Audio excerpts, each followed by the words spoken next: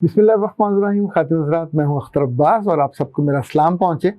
میں اپنی ٹریننگز میں اور جب یونیورسٹی میں پڑھاتا تھا وہاں طالب علموں سے ایک بات ہمیشہ بطور خاص کہا کرتا تھا کہ وقت ایک ایسی شاندار ویو ہے، اگر آپ چاہو تو اس کے اوپر سوار بھی ہو سکتے ہو، اور اگر جو آپ اس کے پیچھے رہ گئے کسی سستی کی وجہ سے، کسی کمزوری کوتاہی کی وجہ سے، تو پھر بہت پیچھے رہ جاتے ہیں. پھر وقت اتنا آگے نکل جاتا ہے کہ وہ پیچھے مڑ کے بھی نہیں دیکھتا.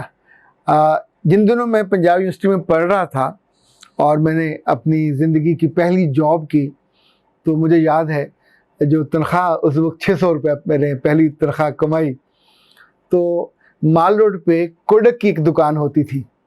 یہ مانو 87-88 کی بات ہے. تو میں وہاں گیا اور میں نے اپنی زندگی کا پہلا کیمرہ خریدا. یہ کوڈک 110 تھا، لمبا سا ہوتا تھا ایسے کر کے. اور اس زمانے میں جتنے میرے دوست تھے، زاہد باجوہ صاحب اور تحسین خالد اور جہانگیر خان اور اشتیاق گوندل، جو جمعیت میں تھے اور جمعیت کے مرکز میں تھے، ان سب کی زندگی کی، عاصم اسد، ان سب کی زندگی کی پہلی تصویریں میں نے بنائی. اور پھر جا کے ان کو باقاعدہ کسی دکان پہ جا کے اس کا وہ ریل نکالی جاتی تھی، پھر تصویریں اس کی بنتی. وہ تصویریں اب بھی میرے پاس ہیں.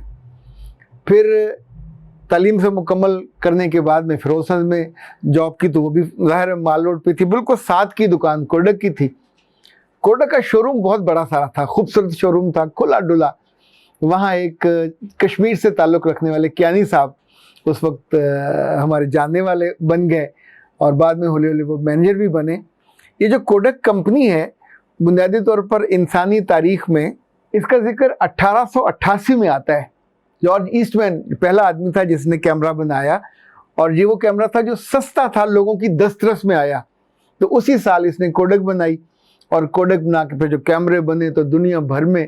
اچھا، یہ کیمرہ لوگوں کو حیران کر گیا. ظاہر تصویروں کو مجسم ہو جاتی تھیں اور اس کے بعد آپ اس کو دیکھ سکتے تھے. بہت لمبا وقت عروج کا گزارا، جس میں پورے یورپ میں، پورے امریکہ میں، ہر جگہ کوڈک ہی کوڈک تھا. بلکہ تصویر کا کوڈک کے بنا تصور بھی نہیں تھا. یہ کہا جاتا تھا کہ اگر کوڈک نہیں ہے تو تصویر نہیں ہے. پر پھر ایک ایسا وقت آیا جب کوڈک کی مینجمنٹ سے ایک غلطی ہو گئی. جب 20ویں صدی کا آغاز ہوا، وقت بدلنے لگا، کیمرے سے ڈیجیٹل کیمرہ وجود میں آنے لگا. آپ کو حیرت ہوگی کہ 1975 میں جو پہلا ڈیجیٹل کیمرہ جس آدمی نے بنایا وہ کوڈک کا ہی ملازم تھا، اور اس نے بنا کے اپنی مینجمنٹ کو یہ کیمرہ پیش کیا. لیکن مینجمنٹ نے اسٹیو سیسن کے اس کیمرے کو ریجیکٹ کر دیا اور کہا کہ اگر ہم اس کیمرے کو جو ڈیجیٹل ہے مارکیٹ کرتے ہیں تو ہماری ساری سیلز ختم ہو جائے گی. جو ہماری ریلیں ہیں اور جو پورا پروسیس ہے، ظاہر ہے پوری دنیا سے چیزیں آتی تھیں. پھر ہم نے اپنی آنکھوں سے دیکھا کہ اس کے 2 یا 3 سال کے بعد فیوجی میدان میں آئی، اور فیوجی کا ڈیجیٹل کیمرہ آیا، اور بالکل ہماری آنکھوں کے سامنے کوڈک کی جو شو روم تھا مال روڈ والا ویران ہونے لگا. پھر وہاں سے لوگ نکالے جانے لگے. آخر میں تو صرف 2-3 لوگ رہ گئے تھے. وہ بھی شاید ان دنوں بعد میں جو ٹیکنالوجی آ رہی تھی اخبارات میں، اور برومائڈس چاہیے ہوتے تھے، یعنی وہاں نیگیٹو پازیٹیو کی ضرورت ہوتی تھی، تو وہ وہاں سے لیے جاتے تھے. وہ جو روایتی تھی ساری فلمیں، کیمرے سب ضائع ہو گئے.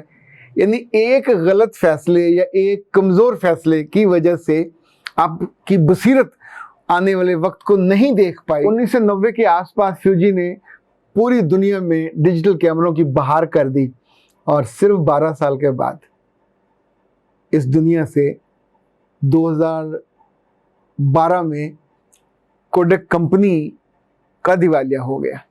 اور وہ سارے مالکان جو ایک وقت میں دنیا میں عروج پہ تھے، وہ عرش سے فرش پہ آ گئے. یوں سمجھے کہ جب بھی آپ اپنے فیصلے میں کوئی کمزوری دکھاتے ہیں اور وقت کی نبض کو نہیں سمجھ پاتے، تو پھر اتنا نقصان ہوتا ہے کہ آپ کی نسلیں بھگتتی ہیں، اور تاریخ میں صرف آپ کا ایک نام اور نشان رہ جاتا ہے. اچھا، دوسرا جو واقعہ وہ بھی میں نے اپنی زندگی میں ہوتے دیکھا، وہ نوکیا کے ساتھ ہوا. اب مجھے یہ اندازہ نہیں نوکیا دنیا میں پہلی دفعہ کب بنی، لیکن جب میرا خیال ہے یہ 1990 کا اوائل تھا جب دنیا میں پہلا سیلولر فون آیا، اور یہ نوکیا کا تھا. اور ظاہر یہ ایک ایسی آسانی تھی کہ اس سے پہلے لوگوں نے کبھی سوچی نہیں تھی. اس سے پہلے تو عام فون بھی جو پیٹسل والے ہوتے تھے وہ نہیں ملتے ہوتے تھے. پھر اس بیچ میں ایک وہ بھی آیا جب آپ سڑکوں پہ کھڑے ہو کے فون کرتے تھے. لیکن اس سیلولر ٹیکنالوجی نے تو دنیا میں ایک انقلاب برپا کیا, اور یہ لانے والی تھی نوکیا. اور اس نوکیا نے یعنی اتنے مضبوط فون ہوتے تھے. مجھے یاد ہے میرے پاس چونکہ بہت سال اس کے مختلف ماڈل آتے رہے. 1990 یا 91 میں روزنامہ نوائے وقت نے اپنے 5 یا 6 لوگوں کو ٹیلی فون دیے. اس میں چونکہ میں ایڈیٹر تھا تو میں بھی شامل تھا. جو شروع کے فون آئے وہ بڑے تھے, بھاری تھے, فولڈنگ بھی تھے, لیکن ہولے ہولے پھر یہ فون سمارٹ ہوتے گئے. لیکن ہوا یہ کہ جیسے جیسے یہ پاپولر ہوئے, ہر جگہ نوکیا اس کے اتنے ماڈلز آتے تھے. چھوٹا سا ہوتا تھا, سر پہ بھی مارتے سر پھٹ جاتا تھا, نوکیا نہیں ٹوٹتا تھا. لیکن 2005 تک یہ ہوا کہ انٹرنیٹ کا جب شہرہ ہونے لگا اور نوکیا والوں کے پاس یہ آپشن تھا کہ انہیں اپنی ٹیکنالوجی کو تیز کرنا چاہیے. یعنی یہ چونکہ ہارڈ ویئر پہ سارا فوکس تھا تو ڈیٹا پہ جانا چاہیے تھا. اور وہاں پھر یہی ہوا کہ ہماری اتنی بڑی ٹیکنالوجی, اتنی بڑی کمپنی ہے, تو اگر ہم نئی ٹیکنالوجی پہ چلے گئے تو پرانی ٹیکنالوجی کا کیا بنے گا. جب آپ وہ وقت مس کر دیتے ہیں جو گاڑی پہ بیٹھنے کا ہوتا ہے, جو نئی ایجاد کرنے کا یا نئی اختراع کرنے کا, یعنی they were capable کہ وہ کر سکتے تھے پر انہوں نے نہیں کیا. پھر ایک ایسا وقت آیا کہ میں نے نوکیا کے سی او کو اپنی آنکھوں سے ٹی وی پہ روتے دیکھا. وہ مس دا اپرچونٹی, اور ظاہر ہے پھر پوری کمپنی بیٹھ گئی. سب لوگ, وہ پورا کمپنی کولیپس ہو گئی. اس کے بعد یہ جو سمارٹ فون تھے ٹچ والے یہ آ گئے اور پوری کی پوری ٹیکنالوجی ہی بدل گئی. وہ کمپنی جو ایک وقت میں پوری دنیا میں راج کرنے کی پوزیشن میں تھی. اچھا, یہ دونوں چونکہ میں نے اپنی آنکھوں سے ان کا زوال ہوتے دیکھا اور ان سے وہ جو انڈرسٹینڈنگ تھی اس وقت کی ان فیصلوں کی وہ نہ کرتے دیکھا. 2005 کے بعد نوکیا پہ 3-4 سال ایسے بھی گزرے کہ جب یہ تھاٹ پروسیس میں رہے, سوچتے رہے کہ کیا کریں, نئی ٹیکنالوجی پہ جائیں یا نہ جائیں. لیکن اس جانے میں اتنی تاخیر ہو گئی کہ وہ یوں سمجھیں کہ ٹیکنالوجی اتنا آگے نکل گئی. اور پھر انہوں نے 2008 میں جا کے کچھ بنانے شروع کیے. لیکن ظاہر ہے اس وقت تو آپ پوری گیم ہی آپ کے ہاتھ سے نکل گئی. اور ابھی جو آج کے موبائل ہیں ان کی دنیا میں نوکیا از نو ویئر. اور اب ظاہر ہے یہ کچھ اور کام کرتے ہیں. وہ کمپنی جو وہ سارا بناتی تھی, اب یہ کمپنی نیٹ ورکنگ کے آلات بناتی ہے.